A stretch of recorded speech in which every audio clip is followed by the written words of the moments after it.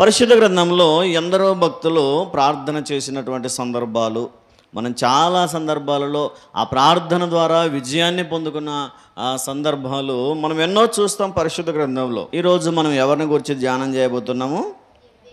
యబ్బేజు. అయితే గమనించండి, ఈ 4 అధ్యాయాలలో రాయబడినటువంటి వంశావళుల క్రమాల్లో మనం చదివితే ఎవరు ఎవరిని కన్నారు అనే విషయాలు మాత్రమే ఉన్నాయి. ఈ ఒక్క చోట మాత్రమే యబ్బేజు దగ్గర మాత్రమే 1-2 వచనాలు వివరించి దేవుడు ముందుకెళ్ళాడు. ఎవరిని గురించి వివరణ బహుశా మనకు కనిపించదు. వారి తండ్రి ఏంటి, వారి తండ్రి ఎవరు, వారి తాత ఎవరు, వారి ముత్తాతలు ఎవరు, ఈ వివరాలు మాత్రమే ఉంటాయి. కానీ యబ్బేజు దగ్గరకు వచ్చేసరికి ఇతడు తన సహోదరుల కంటే ఘనమైనవాడు లేదా ఘనత పొందినవాడన్న వివరణ పరిశుద్ధాత్మ దేవుడు ఇచ్చాడు. ఎవరైనా మనల్ని అడిగారు అనుకోండి, అమ్మ మీకు ఎంతమంది పిల్లలు అంటే ఏం చెప్తాం? ఒక 5 మంది పిల్లలు ఉన్నారనుకోండి, ఏం చెప్తాం? ఒక 5 మంది పిల్లలు అంటాం. మగపిల్లలు ఎంతమంది, ఆడపిల్లలు ఎంతమంది అంటే ఒక 2 ఆడపిల్లలు, ఒక 3 మగపిల్లలను చెప్పేస్తాం. కానీ చెప్తూ మధ్యలో నా 2వ కూతురు చాలా అందగత్తండి అంటామా? నా 2వ అబ్బాయి, 3వ అబ్బాయి చాలా తెలివైన వాడండి అంటామా? అందరినీ కలిపి ఒకేసారి నాకు పలానింతమంది పిల్లలు, ఒక 5 మంది పిల్లలు, లేదా ఒక 2 ఆడపిల్లలు, ఒక 3 మగపిల్లలు, ఇట్లా చెప్పగలుగుతాం. కానీ మధ్యలో పులి స్టాప్ పెట్టి ఆ వ్యక్తి యొక్క వివరణ ఇచ్చి ముందుకు వెళ్ళడం సాధారణంగా మనం చేయం. ఎందుకంటే అంతా ఓవరాల్గా ఒక ఇన్ఫర్మేషన్ ఇచ్చే ప్రయత్నం చేస్తాం. అయితే పరిశుద్ధాత్మ దేవుడు కూడా ఈ వంశావళుల క్రమాన్ని వివరిస్తూ మధ్యలో పులి స్టాప్ పెట్టి ఆ వ్యక్తిని గురించి మాట్లాడాలనుకున్నాడు. ఈ 8వ వచనం వరకు ఎవరిని కన్నారో వంశావళుల క్రమం మాత్రమే ఉంది. 9వ వచనం వచ్చేసరికి యబ్బేజు పేరు వచ్చేసరికి అక్కడ ఆగాడు దేవుడు. ఎందుకో యబ్బేజును గురించి దేవుడు మనకు తెలియజేయాలనుకుంటున్నాడు. యబ్బేజు యొక్క జీవితం ద్వారా దేవుడు మనకేదో నేర్పించాలనుకుంటున్నాడు. అందుకే ఈరోజు మనం ఆలోచన చేయగలిగితే యబ్బేజు యొక్క జీవితం ఏంటి, యబ్బేజు అనే వ్యక్తి ఎవరు, అసలు అతను ఏం చేశాడు అని మనం ఆలోచన చేస్తే అతని జీవిత చరిత్ర మనకి తెలియాలి. ఆయన జీవిత చరిత్ర తెలియాలంటే ఎక్కడ చదవాలా? ఆయన గురించి ఎక్కడ వ్రాయబడిందో అక్కడ చదవాలా. ఎక్కడ వ్రాయబడింది బైబిల్ ఆయన గురించి అని మనం ఆలోచన చేస్తే ఈ 66 పుస్తకాలలో ఈ 9-10 వచనాలు తప్ప ఇంకెక్కడ యబ్బేజు పేరు కానీ జీవితం కానీ కనిపించదు.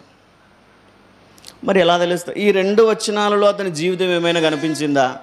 ఈ 2 వచనాలలో అతడు ఎలా బ్రతికాడు, ఏం చేశాడు, నాయకుడా, రాజా, అధికార, ఏమీ వ్రాయబడలేదు. కానీ ఒక్క విషయం, తాను చేసినటువంటి ప్రార్థన మాత్రమే దేవుడు వ్రాయించి పెట్టాడు. కానీ మనం ఆలోచన చేస్తే ఈ పై అధ్యాయంలో వ్రాయబడిన వంశావళుల క్రమములు ఎవరు అంటే దావీదు గారి వంశావళి. దావీదు గారి వంశం అంటే దావీదు గారి గోత్రం ఏది? యూదా గోత్రం. మనం కింద 15వ వచనాన్ని చదివితే యెఫున్నె కుమారుడైన కాలేబు కుమారుల వివరాలను ఉంటాయి. యెఫున్నె కుమారుడైన కాలేబుదే గోత్రం యూదా గోత్రం. అనగా యూదా గోత్రములో పుట్టినటువంటి యబ్బేజు ఏ గోత్రికుడు? యూదా గోత్రికుడు. యూదా గోత్రంలో ఏం చిన్న వ్యక్తులు లేరు. ఎవరెవరు ఉన్నారు చెప్పండి మీకు జ్ఞాపకం ఉన్న వరకు? దావీదు యూదా గోత్రమే. ఇంకా కాలేబు, ఇంకా చెప్పండి మీకు జ్ఞాపకం ఉన్న వాళ్ళు ఎవరైనా యూదా గోత్రికుల్లో పుట్టి దేవునికి మహిమకరంగా జీవించిన వాళ్ళు. ఒక విషయంలో చెప్పాలంటే ప్రభువైన యేసుక్రీస్తు వారు కూడా ఏ గోత్రంలో పుట్టారు? యూదా గోత్రమే. అంతటి ఘనమైన చరిత్ర కలిగినటువంటి గోత్రంలో పుట్టినటువంటి యబ్బేజు తన జీవితం అంతా విషాదమే అని దేవుని వాక్యం తెలియజేస్తుంది. కారణం ఏంటంటే అతని పేరు ఏంటంట? యబ్బేజు. యబ్బేజు అనగా వేదన.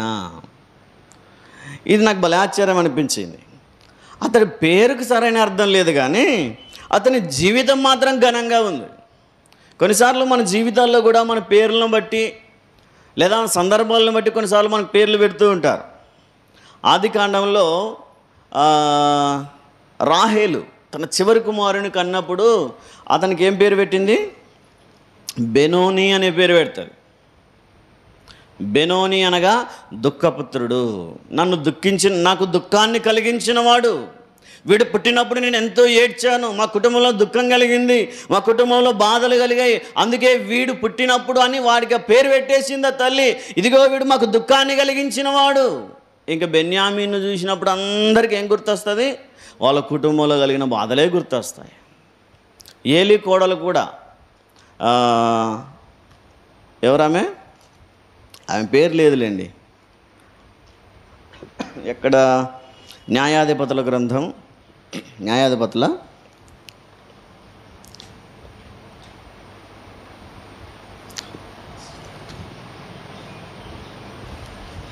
సమూయేలు గ్రంథంలో రండి. మొదటి సమూయేలు గ్రంథము 4వ అధ్యాయము 19వ వచనం చదవండి ఒకసారి.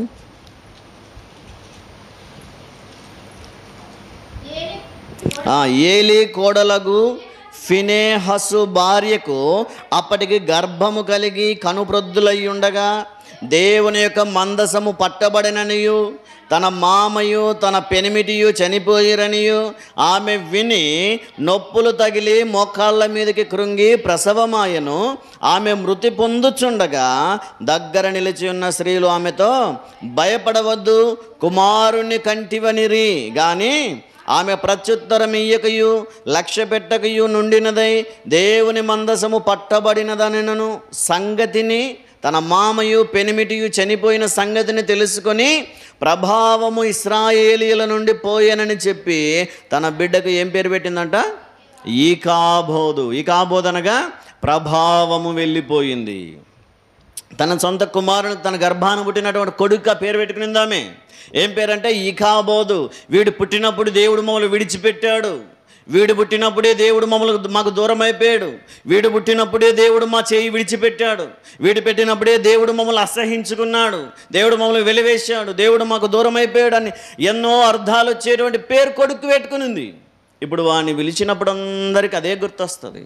ఒరే ఈకాబోదు ఇట్రా అన్నప్పుడు ఈకాబోదు అన్న పదం వినిపించిన ప్రతిసారి అక్కడ ఉన్న వాళ్ళందరికీ అర్థం ఏంటంటే దేవుడు మమ్మల్ని బాధించిన దినమది, దేవుడు మమ్మల్ని వేధించిన దినమది, దేవుడు మమ్మల్ని శ్రమ పెట్టిన దినమది.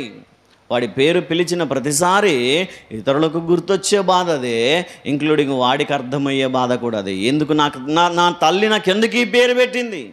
ఈ పేరు పెట్టిన ప్రతిసారి, ఈ పేరు పిలిచిన ప్రతిసారి నాకు బాధ కలుగుతుంది. ఎవరో పిలిచినప్పుడు దేవుడు నిన్ను విడిచిపెట్టాడన్న పదమే అతడి మనస్సులో తిరుగుతూ ఉంది. ఇట్లాంటి సందర్భాలు ఎన్నో చూస్తాం. షారా కూడా తన కుమారునికి పేరు పెట్టింది, ఇస్సాక్ అని పేరు పెట్టినప్పుడు ఇస్సాక్ అనగా నవ్వు.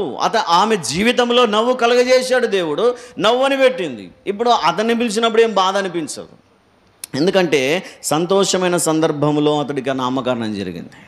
సంతోష సందర్భాలలో పేరు పెట్టబడిన వాళ్ళు సంతోషంగా ఉంటారు, కానీ బాధ కలిగినప్పుడు పెట్టబడిన పేర్లు కలిగిన వారు వారి జీవితం అంతా నిందను మోయాల్సిందే. ఇప్పుడు యబ్బేజు తల్లి కూడా తను పుట్టినప్పుడు పేరు పెట్టిందంటే, ఒరేయ్ నువ్వు నాకు వేదనను కలిగించావు, నువ్వు పుట్టినప్పుడే నాకు నింద అవమానం కలిగింది, అందుకే నీ పేరు నింద, నీ పేరు వేదన, నీ పేరు బాధ, నువ్వు మమ్మల్ని బాధించిన వాడు, నీ ద్వారా దేవుడు మమ్మల్ని ఇబ్బంది పెట్టాడు అని చెప్పి ఆ కుమారునికి పేరు పెడితే జీవితకాలం అంతా అతడు బాధపడ్డాడు. ఏంటి, నేను పుట్టినప్పుడే దేవుడు బాధించాడా, నేను పుట్టినప్పుడే దేవుడు వారిని ఎందుకు వేదనకు గురి చేశాడు అని చెప్పి తాను కృంగిపోతూ ఆ పేరును బట్టి చింతిస్తూ జీవితంలో ముందు కొనసాగుతున్నప్పుడు అతనికి బహుశా అర్థమైపోయి ఉండొచ్చు. జీవితం అంటే మన పేరుని బట్టి కాదు ఉండాల్సింది, మన జీవితం దేవుని యొక్క చిత్తాన్ని బట్టి, దేవుని యొక్క మనం మనుషులు అనుకుంటాం, నా తలరాత ఇంతే అనుకుంటాం, నా బ్రతుకు ఇంతే అనుకుంటాం, కానీ దేవుని చిత్తానుసారంగా దేవుని ఏర్పాటును అనుసరించిన దేవుని సంకల్పం అని మన రోమాపత్రిక 9:12 చదువుతాం. అంటే దేవుని ఒక ఏర్పాటు ఉంటుంది, ఆ ఏర్పాటుని దేవుని సంకల్పం అనుసరిస్తుంది. ఈరోజు మనం ఆలోచన చేయగలిగితే యబ్బేజు అనే పేరుకు అర్థం వేదన అయినా అతని జీవితం అంతా ఘనంగా జీవించినట్టుగా మనం చూస్తూ ఉన్నాం. చూడండి, ఆ ఒక్క వచనంలోనే అతని జీవిత సాక్ష్యం మనకు అర్థమైపోతుంది. చూడండి, 4వ అధ్యాయం 9వ వాక్యం చదవండి. యబ్బేజు తన సహోదరుల కంటే ఘనము పొందిన వాడయ్యుండెను. సహోదరుల కంటే ఘనంగా జీవించాడంటే బహుశా అతడు ఎంత ఘనంగా బ్రతికాడో, ఎంత గొప్పగా బ్రతికాడో, ఎంత మంచి సాక్ష్యం కలిగి బ్రతికాడో, దేవుని కొరకు ఎంత నమ్మకంగా బ్రతికాడో ఒకసారి ఆలోచన చేయండి. ఈరోజు మనం కూడా మన జీవితం అర్థం వేరై ఉండొచ్చు, మన పేర్ల అర్థం వేరై ఉండొచ్చు, కానీ మన జీవితం మట్టుకు దేవుడి చిత్తానుసారంగా జరగాలి. మన బ్రతుకు మట్టుకు దేవుడు అనుకున్నట్టుగా జీవించాలి. ఈరోజు మనం అనుకుంటూ ఉండొచ్చు, నా జీవితంలో ఎందుకు ఈ బాధలు, నా జీవితంలో ఎందుకు ఈ ఆవేదనలని మనం అనుకుంటూ ఉండవచ్చేమో. కానీ యబ్బేజు బాధపడకుండా తన జీవితాన్ని, తన రాతను దేవుని ద్వారా మార్చుకున్నట్టుగా మనం చూస్తూ ఉన్నాం. అయితే ఈరోజు మనం కూడా బాధపడుకుంటూ కూర్చుంటే యబ్బేజు జీవితం అంత మారిపోయేది కాదేమో. కానీ అతడు ఎందుకు అంత ఘనంగా, గంభీరంగా దేవుని కొరకు నమ్మకంగా జీవించాడంటే అతడు ప్రార్థనాపరుడు. ఆ జీవితంలో తను చేసినటువంటి ఒకే ఒక ప్రార్థన, చిన్న ప్రార్థన. బైబిల్ గ్రంథం అంతట్లో చిన్న ప్రార్థన అంటే ఇదే అనుకుంటా నాకు తెలిసి. ఈరోజు ఆలోచన చేయండి, గొప్పగా ఆకాశము తెరవబడేంత గొప్ప ప్రార్థనలు చేసిన వీరులు ఉన్నారు. ఆకాశంలో నుండి అగ్నిగంధకములు కురిపించగలిగిన ప్రార్థనాపరులు ఉన్నారు. ఆకాశంలో నుండి మన్నాను కురిపించిన ప్రార్థనాపరులు ఎందరో. బైబిల్ గ్రంథంలో సింహాల నోళ్లను మూసిన వాళ్ళు, చెరసాల పునాదులను కదిలించిన భక్తులు, ప్రార్థనా వీరులు ఎందరో ఉన్నారు. కానీ ఈ చిన్న ప్రార్థన దేవునికి చేసి దేవుని ద్వారా జవాబు పొందిన భక్తుల్లో యబ్బేజు ఎంతో గొప్పవాడు, ఎంతో ప్రథముడు అని నేను విశ్వసిస్తాను. ఆలోచన చేయండి, యబ్బేజు చేసిన ఈ చిన్న ప్రార్థన ఈరోజు మనం ధ్యానం చేసే ప్రయత్నం చేద్దాం. అతడు ఏం చేశాడంటే, అతని ప్రార్థనలో 4 విషయాలు మనకు కనిపిస్తాయి. 10వ వచనాన్ని ఒకసారి చదవండి.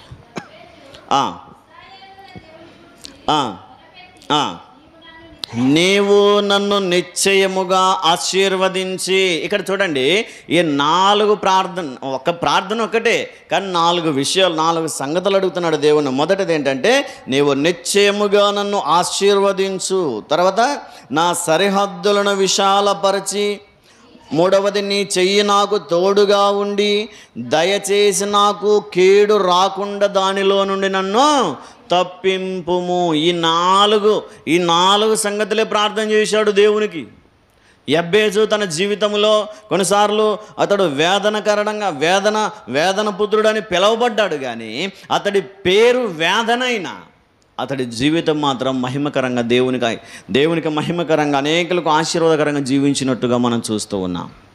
ఈ మధ్యాహ్న వేళలో ఆయన సన్నిధికి చేరవచ్చిన మనమందరము మన జీవితంలో ఏదైనా జరిగి ఉండవచ్చేమో, మన జీవితంలో ఎన్నో సమస్యలు, ఇబ్బందులు, ఇరుకులు ఉండవచ్చేమో. కానీ మనం కూడా యబ్బేజు వలె ప్రార్థించగలిగితే, యబ్బేజు వలె మనం కూడా మోకరించి ప్రార్థించగలిగితే, ఈరోజు దేవుడు మనం కోరేటువంటి, మనం చేసేటువంటి ప్రార్థన ప్రతి విన్నపాన్ని కూడా దేవుడు విని నెరవేర్చడానికి సిద్ధంగా ఉన్నాడని దేవుని వాక్యం తెలియజేస్తుంది. అయితే యబ్బేజు చేసినటువంటి ప్రార్థనల్లో మొదటి పాయింట్ ఏంటంట, ఆశీర్వదించుము. ఈరోజు మనం కూడా శాపములో ఉన్న, అనారోగ్యంలో ఉన్న మనం కూడా ప్రార్థన చేయగలగాలి. ప్రభువా నన్ను ఆశీర్వదించని మనం అడిగితేనే దేవుడు ఆశీర్వదిస్తాడు. దేవుడు స్వయాన తానిచ్చినటువంటి ఆశీర్వాదాన్ని కోల్పోయి మన పితరులైనటువంటి ఆదాము హవ్వలను దేవుడు అడగకపోయినా ఆశీర్వదించాడు, అడగకపోయినా దీవెనకరమైన జీవితాన్ని ఇచ్చాడు. అయితే వారు కోల్పోయి ఆ శాపాన్ని మన మీదకి తీసుకుని వచ్చినట్టుగా మనం చూస్తూ ఉన్నాం. అయితే ఆ కోల్పోయిన ఆశీర్వాదాన్ని మనం తిరిగి పొందుకోవడానికి మనం మరలా అడగాల. మనం చూస్తాం, యాకోబు ఒక్కడే మిగిలిపోయినప్పుడు ఆ రాత్రంతా దేవునితో పెనుగులాడుతూ ఉన్నప్పుడు అడిగాడు, ప్రభువా నన్ను ఆశీర్వదించు, నన్ను ఆశీర్వదించు, నన్ను ఆశీర్వదించితేనే కానీ నిన్ను విడిచిపెట్టని రాత్రి అన్నాడు. ఈరోజు మనం కూడా ఆ విధంగా దేవుని ఆశీర్వదించమని అడగగలిగితే దేవుడు మనల్ని కూడా ఆశీర్వదించడానికి సిద్ధంగా ఉన్నాడు. ఆశీర్వాదం అడగడానికి అప్పటికి యాకోబుకు ఆస్తి లేదంటారా, అంతస్తులు లేవంటారా, పశువులు లేవా, సంపద లేదా, దాసులు లేరా? అయితే అవి ఎన్నున్నా ఇంకా ఆశీర్వాదం కొరకు ప్రార్థిస్తున్నాడంటే బహుశా ఈ లోక సంబంధమైన ఆశీర్వాదం కాదది, పరలోక సంబంధమైనది, దైవికమైన ఆశీర్వాదం, పరసంబంధమైన దీవెనల కోసం అతడు ప్రార్థించాడు. ప్రభువా నేను ఆర్థికంగా బాగానే కనిపిస్తున్నాను కానీ ఆత్మీయంగా నేను ఆశీర్వాదం లేని స్థితిలో ఉన్నాను ప్రభువా, నాకు ఆశీర్వాదం కావాలని మొర్రపెట్టినట్టుగా మనం చూస్తూ ఉన్నాం. అయితే మధ్యాహ్నకాల సమయంలో మనం కూడా అదే ఆశీర్వాదానికి వారసులమని పేతురు భక్తుడు రాస్తాడు. చూడండి ఒకసారి, పేతురు వ్రాసినటువంటి మొదటి పత్రిక 3వ అధ్యాయము 9వ వాక్యాన్ని చదవండి ఒకసారి.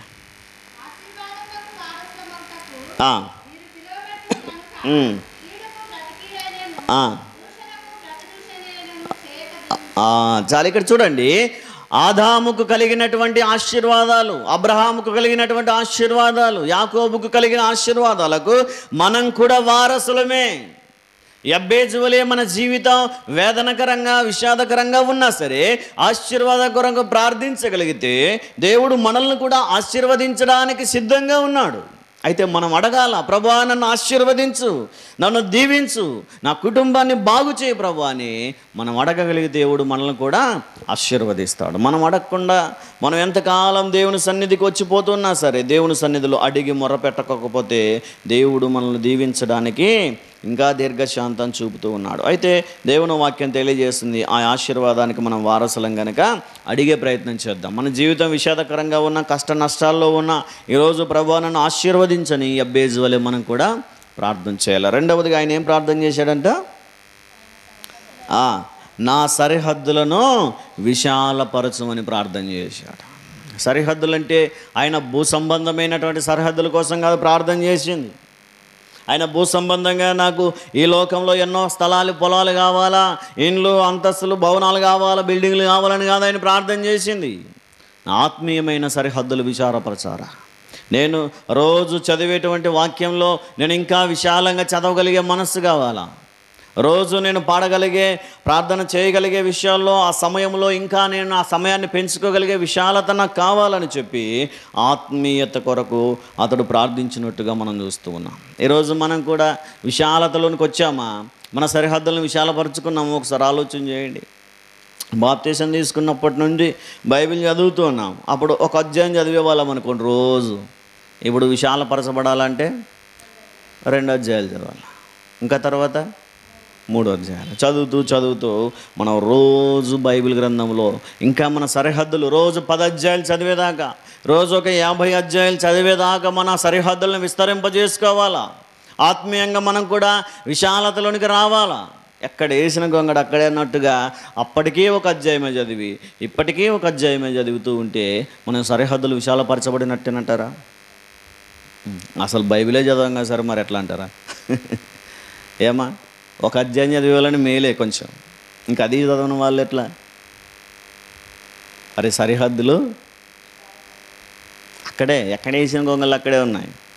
సరిహద్దులు విశాలపరచమని ప్రార్థన చేసి దేవుడు నా సరిహద్దులను విశాలపరుస్తాడని చెప్పి ఇంటి పక్కనున్న నంబరాలు విరికి అవతల వాతుకునేరు. నా సరిహద్దును దేవుడు విశాలపరిచాడని చెప్పి ఒక 5 అడుగులు అట్లా వాతుకునేరు. ఇవి కాదు సరిహద్దులు విశాలపరచడం అంటే. ఏంటంట? ఆత్మీయంగా సరిహద్దులు విశాలపరచబడాలి. అంటే మన సరిహద్దులు ఆత్మీయంగా విశాలపరచబడాలంటే మనం ఒక అధ్యాయం చదివే దగ్గర నుంచి 10 అధ్యాయాలు చదివేదాకా, 50 అధ్యాయాలు చదివేదాకా మనం ఆత్మీయంగా ఎదగాల.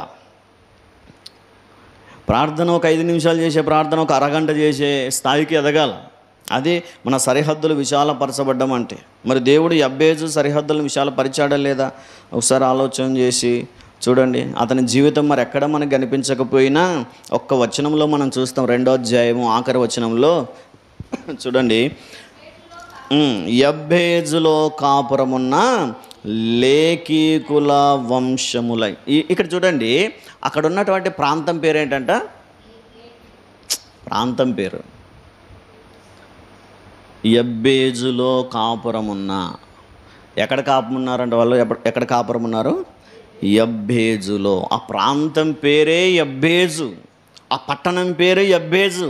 యబ్బేజు జీవితం అంతా వేదనైనా, ఒక్కడైనా, ఒంటరైనా, యబ్బేజు జీవితంలో ఏ ఘనమైన కార్యాలు అప్పటిదాకా అతడు చూడకపోయినా అతడు ఎంత ప్రార్థనాపూర్వకంగా జీవించాడంటే బహుశా చుట్టుపక్కల ఉన్న ప్రాంతాల వారందరికీ ఆ పట్టణాన్ని యబ్బేజు పట్టణం అని పిలవగలిగేంతగా దేవుడు అతన్ని ఆశీర్వదించాడు. ఎక్కడో ఒక ఇంటిలో ఉన్నవాడు ఇప్పుడు ఆ పట్టణం అంతటికి విస్తరించాడు. ఒక ఇంటిలోనే వేదనకరంగా ఉండి తల్లికి వేదన కలిగించిన వాడు, తండ్రికి వేదన కలిగించిన వాడు, తన చుట్టుపక్కల వాడికి, తన సహోదరులకు వేదనకరంగా జీవించినటువంటి యబ్బేజు ఆఖరికి తన ప్రార్థనా జీవితంలో ఎంతగా విశాలపరచబడ్డాడంటే ఆ పట్టణానికి సహితమైన పేరు పెట్టగలిగేంతగా దేవుడు అతన్ని విశాలపరిచాడు. మనం కొన్నిసార్లు చదువుతాం మనుషుల పేరు మీద పురాలు. దావీదుపురం అని ఉంటుంది, దావీదు పట్టణం అని ఉంటుంది. ఎన్నో చోట్ల మనుషుల పేర్లు పెట్టబడిన ప్రాంతాలు, మనుషుల పేర్లు పెట్టబడిన దేశాలు సహితం మనం చూస్తాం. ఈరోజు మనం ఆలోచన చేయగలిగితే ఆ ప్రాంతానికి అంతటికి ఏం పేరు పెట్టబడ్డారు? యబ్బేజు ఒక దేశం, ఒక ప్రాంతమంతటికి, ఒక పట్టణానికి అతడి పేరు పెట్టగలిగేంతగా దేవుడు అతన్ని విశాలపరిచాడు. అందుకే దేవుడు దగ్గర అతడు అడిగిన ప్రార్థన అదే. రెండవదిగా ఏమడిగాడు? నా సరిహద్దులను విశాలపరచుము. దేవుడు విశాలపరిచాడా? దేవుడు విశాలపరిచాడు. మూడవది ఏంటంటే నీ చెయ్యి నాకు తోడుగా ఉండ దయచేయుము. ఇక్కడ చూడండి, మూడవదిగా దేవుని సహాయాన్ని కోరుతున్నాడు. ప్రభువా, నీ చెయ్యి నాకు తోడుగా ఉండాలి. ఏదో నేను నా చేతుల ద్వారా కష్టపడి సంపాదించుకుంటున్నానని కాదు, నా కష్టార్జితము, నా చేతుల కష్టార్జితము నేను కష్టపడి పని చేసుకుంటుంటేనే బాగా బ్రతుకుతున్నాను అనడానికి వీలు లేకుండా నీ చెయ్యి నన్ను ఆశీర్వదించాలా. ఒకసారి అబ్రహాము యుద్ధం చేస్తూ తిరిగి వచ్చేటప్పుడు షాలేము రాజు గారికి ఆయన దశమాంసములు ఇచ్చి, మనం ఎక్కడ చూస్తామంటే ఆదికాండంలో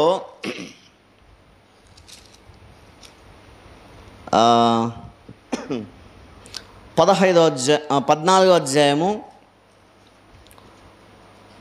21వ వచనం చదవండి.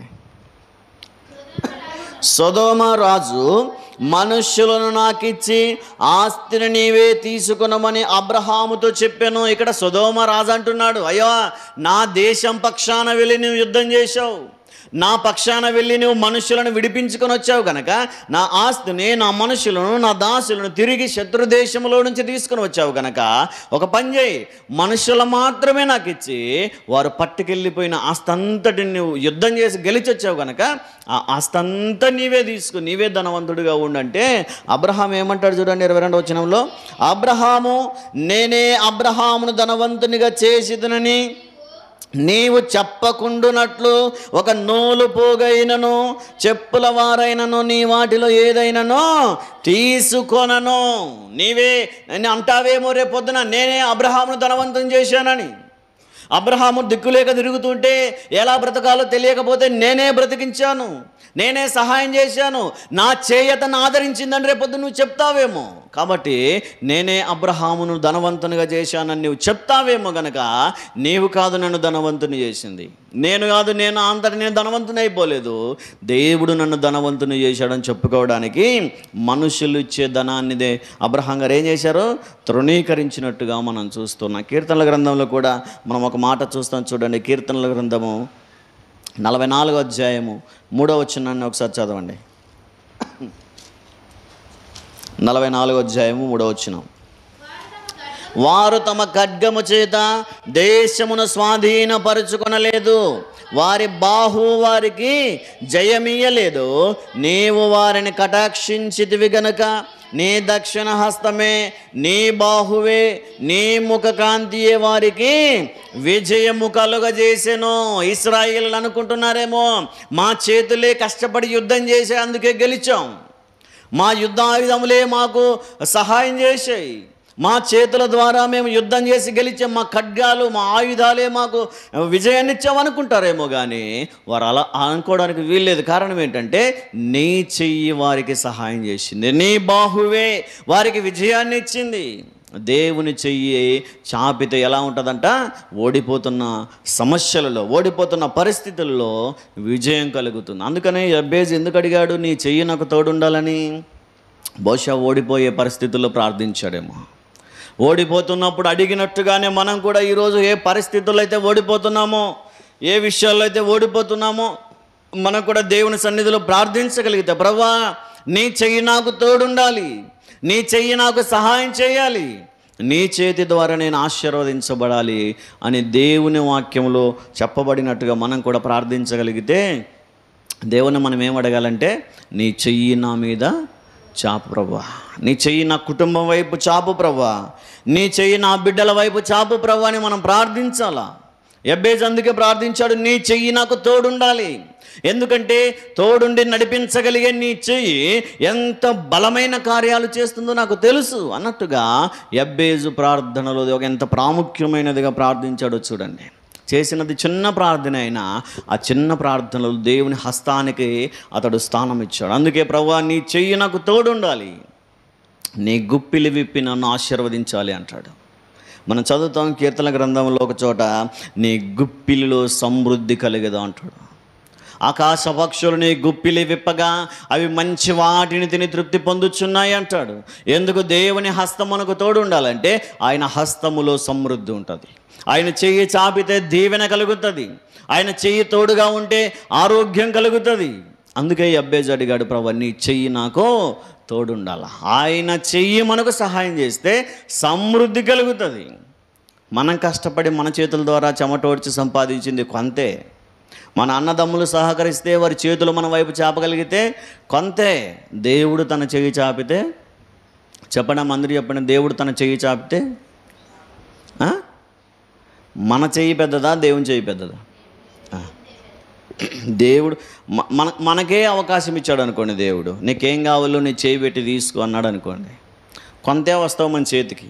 అదే దేవుడు తన పిడికిళ్ళతో ఇస్తే మనకు సమృద్ధిగా, మన తరాలు తిన్న తరిగిపోనంత సమృద్ధిని దేవుడు దయచేస్తాడు. ఒక ఆయన దుకాణంకి వెళ్ళాడు, అంగడికి వెళ్ళాడంట. తన కూతుర్ని మన నిశ్చంత పాపని వెంట పెట్టుకొని అంగడికి వెళ్తే, ఏదో కిరాణా సరుకుల కోసం అంగడికి వెళ్తే కిరాణా సరుకులు తీసుకున్నాడు. గోధుమ పిండాను అదేను ఇదను ఏదో కొంత సరుకులు తీసుకున్నాడు. ఆ వెంట వచ్చిన చిన్న పాపను చూసి అంగడివాడు, ఆ కిరాణా అంగట్లో ఉండేటువంటి వ్యక్తి అన్నాడు, ఏంటండి మీ కూతురా అంటే, అవునండి నా పాప, నా కూతురు అంటే. చిన్న పాప కదా, చిన్న వయసులో ఉంది, బొద్దుగా బాగుందని చెప్పి ఒక చాక్లెట్ ఇద్దాంలే పాపకు అని చెప్పి ఆ కిరాణా అంగట్లో ఆ ముందు బెంచ్ మీద ఉన్నటువంటి చాక్లెట్ డబ్బా తీసి దాని మూత తీసి పాప ముందు పెట్టాడంట. పాప తీసుకోమ్మా చాక్లెట్లు, ఎన్ని తీసుకుంటావు తీసుకో అంటే ఎన్ని తీసుకున్నప్పుడు లేదా పాప చేతికి ఎన్ని వస్తాయి? ఒక 4-5 వస్తాయా? చిన్న పాప చేతికి ఒక 10 రాని, గట్టిగా పట్టుకుంటే ఒక 10 వస్తాయి అనుకోండి. ఆ పాప అంటుందంట, వద్దంకులు అంటుందంట. లేదు మేం పర్లేదు తీసుకో, మీ నాన్న నేను ఫ్రెండ్సే, తీసుకో ఏం పర్లేదు, నీకు ఎన్ని ఆవులుస్తానే తీసుకో అంటుంది. ఆ పాప మాత్రం వద్దులేండి అంకుల్ అంటుందంట. ఆఖరికి ఆయన ఆశ్చర్యపోయి, ఏంటి పాప ఎంత బలవంతం చేసినా తీసుకోవట్లేదు, నేనే ఇద్దామని చెప్పి ఆయన పిడికిళ్ళతో ఆయన తీసి ఇచ్చాడంట. ఆయన పిడికిలకి ఎన్ని వచ్చి ఉంటాయి? ఒక 20 వచ్చి ఉంటాయా? ఆ పాప తీసుకుంటే ఒక 2-3 వచ్చేయేమో. అయితే ఆయన తీసి ఇస్తే ఎన్ని వస్తాయి? కొన్నిసార్లు మన చేతిలో మనం తీసుకుందాం, ప్రభా వద్దులే ప్రభా నీ చేయమొద్దులే, నువ్వు సాయమోడి చేయి, నేనే వెళ్ళి నేనే పోరాడతాను, నేనే యుద్ధం చేసుకుంటాను, నేనే గొడవ పడతాను, నేనే హాస్పిటల్లో చుట్టూ తిరుగుతాను, నువ్వు డాక్టర్లకు కూడా సాయం చేయ ప్రభా అంటాం. దేవుణ్ణి అడగం డైరెక్ట్గా, ప్రభా నీ చెయ్యి నా వైపు చాపమని. అందుకే యబ్బేజు ప్రార్థనలు ఇది ఎందుకంత ప్రాముఖ్యమైందంటే, యబ్బేజు ప్రార్థనలో 3వది ఏంటంటే, నీ చెయ్యి నాకు తోడుగా ఉండాలి. ఆయన చెయ్యి తోడుంటే ఎంత ఆశీర్వాదం అతడు గమనించాడు. ఆయన దేవుని చెయ్యి తోడుంటే ఎంత దీవెనో, ఎంత సమృద్ధో, ఎంత ఆశీర్వాదకరమో అతడు గుర్తించాడు. ఈరోజు దేవుని చెయ్యి తోడుంటే మనకు సమృద్ధి కలుగుతుంది. దేవుని చెయ్యి మన వైపు చాపితే మనకు విజయం కలుగుతుంది. ఎక్కడ ఓడిపోతున్న పరిస్థితులైనా, అనారోగ్య పరిస్థితులైనా, కుటుంబ సమస్యలైనా ఏవైనా సరే, యబ్బేజు చేసిన ప్రార్థన మనం చేయగలిగితే, ప్రభువా నీ చెయ్యి నాకు తోడు ఉండాలి అని మనం అడగగలిగితే, ఈరోజు దేవుడు తన చెయ్యిని మన వైపు చాపుతాడు. ఆకాశములో నుంచి తన చెయ్యి చాపి పట్టజాలని దీవెనలు మనకు అనుగ్రహిస్తాడని దేవుని వాక్యం తెలియజేస్తుంది. కాబట్టి ఈరోజు మనం కూడా ప్రార్థన చేసేటప్పుడు ఏమని చేయాలా? నీ చెయ్యి నాకు తోడుగా ఉండాలి, లేదా నీ చెయ్యి నా వైపు చాపు ప్రభు అని ప్రార్థన చేయాలి. 4వది ఏంటి? ఏ కీడు నాకు రాకుండా దానిలో నుండి నన్ను తప్పించుము. ఈరోజు లోకములో ఎన్నో కీడులు, ఎన్నో దుష్ట సంబంధితమైన కార్యకలాపాలు ఎన్నో జరుగుతున్నాయి లోకంలో. బయటికి వెళ్ళినటువంటి మనుషులు క్షేమంగా తిరిగి వస్తారో లేదో అన్నంత భయంకరమైన దినాలలో మనం బ్రతుకుతున్నాం. మన పిల్లలు, మన బిడ్డలు చదువులకు వెళ్ళి క్షేమంగా తిరిగి మరలా ఇంటికి చేరుతారన్న నమ్మకం కూడా లేనటువంటి ఈ దినాలలో, భయంకరమైన ఈ కీడులో మనం ఏం ప్రార్థన చేయాలంటే, ప్రభువా నా కుటుంబాన్ని కీడు నుంచి తప్పించుము. ఎక్కడ ఏ కీడు దాడి చేస్తుందో, అనారోగ్యం అనే కీడు దాడి చేయవచ్చు, అప్పుల బాధలనే కీడు దాడి చేయవచ్చు, అనారోగ్యము, ఆర్థిక ఇబ్బందులు, గర్భఫలము లేమితనము, ఏదో ఎన్నో విధాలైనటువంటి దాడులు కీడు రూపములో మనలో సాతాను దాడి చేయవచ్చేమో. కానీ వాటన్నిటిలో నుండి ప్రభువా నన్ను తప్పించుమని ప్రార్థన చేయగలిగితే ఏ కీడు నీ దరికి చేరకుండా దేవుడు కాపాడతానని వాగ్దానం చేశాడు. మనము మోషే భక్తుడు చెప్తాడు, ద్వితీయోపదేశకాండంలో ఒకసారి చూడండి, ఆయన చనిపోయే ముందు ఈ సలహా ఇస్తారు. చూడండి, ద్వితీయోపదేశకాండము 31వ అధ్యాయము 29వ వచనాన్ని ఒకసారి చదవండి. నేను మరణమైన తరువాత మీరు బొత్తిగా చెడిపోయి నేను మీకు ఆజ్ఞాపించిన మార్గమును తప్పుదురనియు ఆ దినముల అంతమందు కీడు మీకు ప్రాప్తమగుననియో నేనెరుగుదును. నేను చనిపోయిన తర్వాత భయంకరమైన దినాలు మీకు ఎదురవుతాయి. ఇదిగో మీరు బొత్తిగా చెడిపోతారు. మీరు విశ్వాసము లేని మూర్ఖతరము గనక మీరు నేను చనిపోయిన తర్వాత చెడిపోయే అవకాశం ఉంది. అంత్య దినముల అంతమందు భయంకరమైన కీడు ప్రాప్తిస్తుంది కనుక ఆ కీడు నుండి తప్పించు ప్రభువా అని మనము ప్రార్థన చేయాలి. అందుకనే మత్తయి సువార్త 6వ అధ్యాయంలో ప్రభువైన యేసుక్రీస్తు వారు శిష్యులకు నేర్పిస్తారు. ప్రభువా, మేము ఎలా ప్రార్థన చేయాలో మాకు తెలియట్లేదు, మేము ఎలా ప్రార్థన చేయాలో మాకు రావట్లేదు అంటే ప్రభువైన యేసుక్రీస్తు వారికి ఆ ప్రార్థన నేర్పిస్తారు. చూడండి, ఆ ప్రార్థనలో ఆఖరిలో మనం చదువుతాం. చూడండి, మత్తయి సువార్త 6వ అధ్యాయము 17వ వచనం ఒకసారి చదవండి. 6వ అధ్యాయము 17వ వచనం. మమ్మును శోధనలోనికి తేక దుష్టుని నుండి మమ్ములను తప్పించుము. ప్రార్థన దేవుడు ప్రభువైన యేసుక్రీస్తు వారు నేర్పించిన ప్రార్థనలో ఒక ప్రార్థనాంశం ఏంటంటే రోజు మనం అడగాల, దుష్టుని నుంచి తప్పించు ప్రభువా, కీడు నుంచి తప్పించు ప్రభువా, అపాయముల నుంచి తప్పించు ప్రభువా, ఆపదలలో నుంచి తప్పించు ప్రభువా, అనారోగ్యములలో నుంచి విడిపించు ప్రభువా అని రోజు మనం ప్రార్థన చేయాలి. ఈరోజు మనం రోజు చేసే ప్రార్థనే ఆ రోజు ఎబ్బేజు కూడా చేసిన ప్రార్థన. ఏమని చేశాడు? ఈ కీడు నుంచి నన్ను తప్పించుము. అందుకే ఎబ్బేజు ఎంత ప్రార్థన పరుడో ఈ 4 అంశాల్లోనే మనకు అర్థమవుతుంది. దేవుడు అతడు అడిగిన ప్రతీదీ ఆయన నెరవేర్చి ఆయనకు అనుగ్రహించాడని మనం చదువుతాం. ఆ 10వ వచనంలో ఆఖరిలో మనం చూస్తాం. చూడండి, ఆ 10వ వచనం ఒకసారి చదవండి మరలా.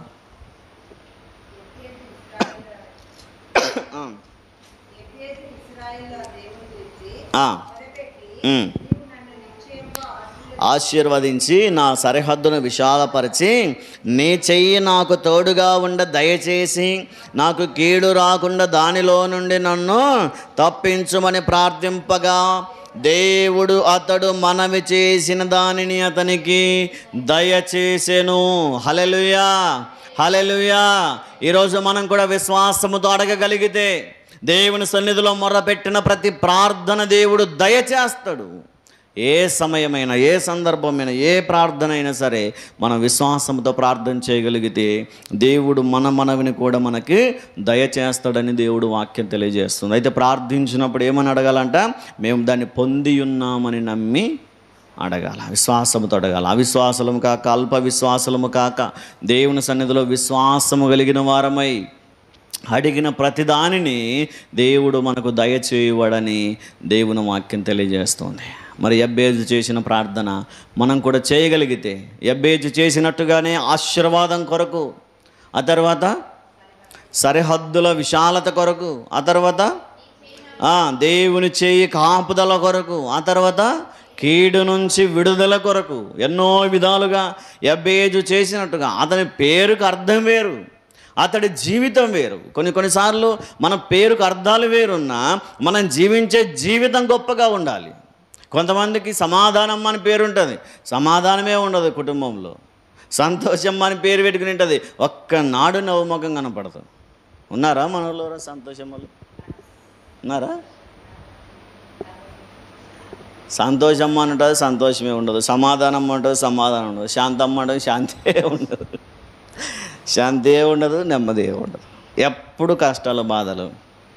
అంటే కొన్నిసార్లు ఈ అబ్బేజు కూడా అట్లా ఆలోచన చేశాను, నా పేరే బాధ, నా పేరే వేదన, ఇక నేనేం ప్రార్థన చేస్తానులే అనుకుంటే ఇంత ఆశీర్వాదకరంగా మారకపోయేవాడేమో. కానీ నా పేరు ఏదైనా, నా రాత ఏదైనా దేవుని ఎదుట నేను మార్చుకుంటానని విశ్వాసం కలిగి ప్రార్థించాడు. కాబట్టి మనం కూడా మన పరిస్థితులు ఏవైనా, మన స్థితిగతులు ఏవైనా మనం కూడా ఎబ్బేజులాగా విశ్వాసముతో ప్రార్థన చేద్దాం. దేవుడు అటువంటి కృప మనందరికీ అనుగ్రహించునుగాక.